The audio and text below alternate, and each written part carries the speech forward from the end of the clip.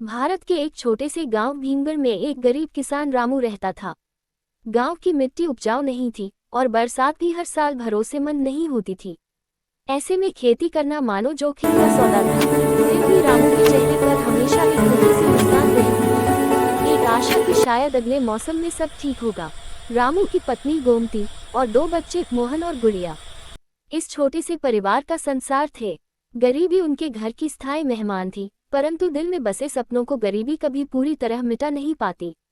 रामू के पास कुल मिलाकर 2 बीघा जमीन थी, जिसमें से आधी जमीन पत्थरों से भरी थी और बाकी आधी पानी के बिना सूखी पड़ी रहती। बरसात के दिनों में कभी कभी पानी इकट्ठा हो जाता, लेकिन वही पानी कुछ दिनों में निकल भी जाता। फिर भी रामू हर सुबह सूरज उगने से पहले उठ जाता। वह अपनी पुरानी जंग लगी दरांती उठाता, फटी पुरानी धोती बांधता और खेत की ओर चल पड़ता। गांव वाले कहते, इस जगह पर कुछ नहीं होगा, रामू चला जाता। लेकिन रामू मुस्कुराकर कहता, मिट्टी ही तो माँ है, माँ को छोड़कर जाया नहीं जाता। गांव वालों को उसकी यह बात समझ नहीं आती, लेकिन रामू को अपनी मिट्टी से अजीब सी मोहब्बत थी। एक दिन बाजार में बीज खरीदते समय रामू की मुलाकात एक बुजुर्ग साधु से हुई। साधु के चेहरे पर शांति थी, जैसे जीवन का हर सत्य उसमें समाया हो। साधु ने पूछा, बेटा तुम इतने परेशान क्यों हो? रामू ने कहा, किस्मत साथ नहीं देती बाबा, मेहनत करता हूँ पर खेत जवाब दे देता है। साधु मुस्कुराए, किस्मत बदलती है पर पहले इंसान को खुद बदलना पड़ता है। फिर उन्होंने रामू को एक छोटा सा कपड़ा दिया। यह कोई जादू नहीं है, बस जब जब मन टूटे इसे खोलकर देखना, इसमें तुम्हारे अंदर की सच्चाई छिपी है। रामू ने श्रद्धा से कपड़ा लेकर रख लिया, पर उसमें क्या है वह नहीं जान पाया। बरसात का मौसम आने वाला था। इस बार रामू ने तय किया कि वह पुराने तरीकों को छोड़कर नए तरीके अपनाएगा। गांव के कुछ समझदार किसानों से उसने सीखा कि किस तरह कम पानी में भी फसल उगाई जा सकती है। उसने खेत की मेड़ें मजबूत की, छोटे छोटे पानी रोकने के गड्ढे बनाए और नई किस्म के बीज खरीदे। उसकी पत्नी गोमती भी उसके साथ खेत में काम करने लगी। गुड़िया बोली, बाबा इस बार हमारी फसल अच्छी होगी है ना? रामू ने उसकी आंखों को चूमा। जरूर होगी बेटा, मेहनत कभी बेकार नहीं जाती। पर मन में डर भी था, अगर इस बार भी फसल खराब हो गई तो। मौसम के शुरू के दिन अच्छे गुजरे। बादल गिरते, हल्की बारिश होती, खेत में पौधे उगने लगे। पर एक शाम गांव में तेज आंधी चली, पौधे झुक गए, कुछ टूट भी गए। गांव वालों ने कहा, देखा, किस्मत खराब हो तो मेहनत बेकार जाती है। रामू के मन में फिर से निराशा घर करने लगी। वह रात को खेत में दिया जलाकर बैठा। तभी उसे याद आया, साधु ने जो कपड़ा दिया था। उसने कपड़ा खोला, उसमें सिर्फ एक पंक्ति लिखी थी, हार मत मानो, किस्मत उन्हीं के साथ चलती है जो चलते रहते हैं। रामू की आंखें भर आई। उसने दिए की लौ को देखा और उसी क्षण फैसला किया, चाहे मौसम कितना भी कठिन हो जाए, वह हार नहीं मानेगा। अगले कुछ हफ्तों में बारिश ठीक ठाक होने लगी, पौधे फिर से खड़े होने लगे। रामू हर दिन उन्हें ध्यान से देखता, उनसे बात करता, मिट्टी को सहलाता, जैसे फसल नहीं अपने बच्चे पाल रहा हो। धीरे धीरे फसल बढ़ने लगी, हरी भरी पौधे हवा में झूमते। खेत देखकर लगता जैसे किसी ने हरियाली की चादर बिछा दी हो। गांव वाले आते और कहते, रामू इस बार तो तेरी किस्मत खुल गई। लेकिन रामू मुस्कुरा कर कहता, किस्मत नहीं भाई, मेहनत खुली है। महीनों की मेहनत के बाद फसल कटने का दिन आया। रामू, गोमती और बच्चे मिलकर फसल काटने लगे।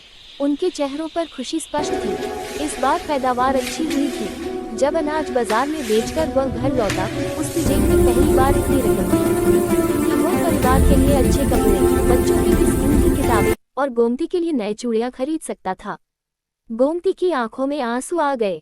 रामू, इतनी खुशियां हमने कभी नहीं देखी थी। रामू ने कहा, ये तो बस शुरुआत है गोमती, सफलता कभी भी स्थायी नहीं होती और जीवन हमेशा नए इम्तिहान लाता है। अगले साल गांव में भयानक सूखा पड़ गया। तालाब सूख गए, कुएं खाली हो गए।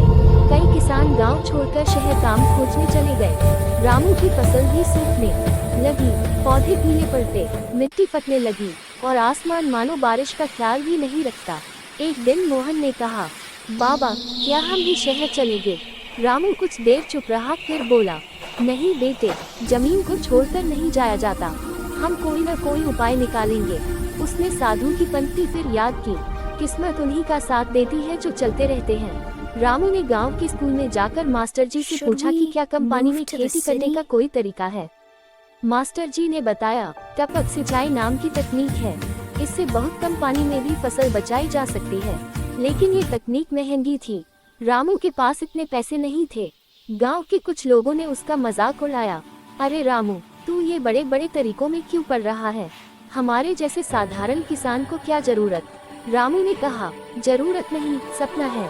यही फर्क उसे दूसरों से अलग करता था।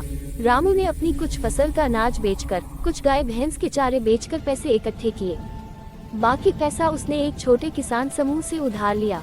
फिर उसने खुद ही पाइप बिछाए, पानी के छोटे छोटे रास्ते बनाए और धीरे धीरे टपक सिंचाई का छोटा सा ढांचा तैयार कर लिया। सब ने कहा, अगर ये तरीका फेल हुआ तो तुम पूरी तरह बर्बाद हो जाओगे। रामू ने जवाब दिया, अगर कोशिश ही न की तो पहले से ही बर्बाद हूँ। धीरे धीरे पौधे फिर से हरे होने लगे। गांव वालों की आंखें फटी रह गईं। चारों तरफ की जमीन सूखी थी, लेकिन रामू का खेत हरा था। कुछ लोग उसके खेत देखने आए।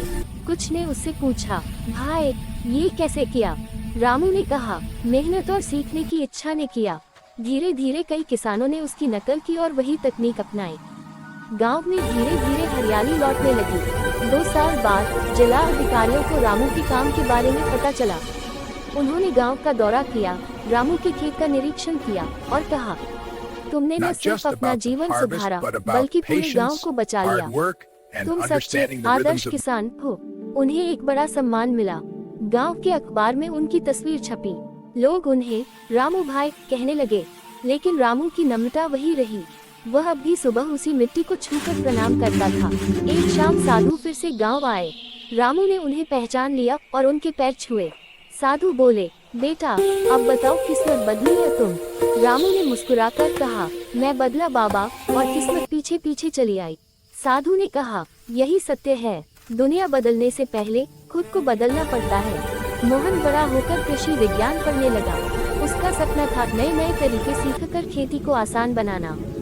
गुड़िया डॉक्टर बनना चाहती थी, गांव के लोगों का इलाज करना चाहती थी जो वर्षों से शहरों पर निर्भर थे।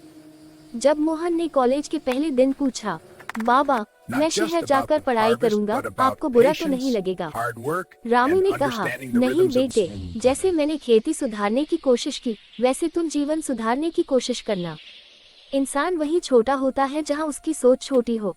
एक समय बीतता गया। गांव अब पहले से ज्यादा खुशहाल था।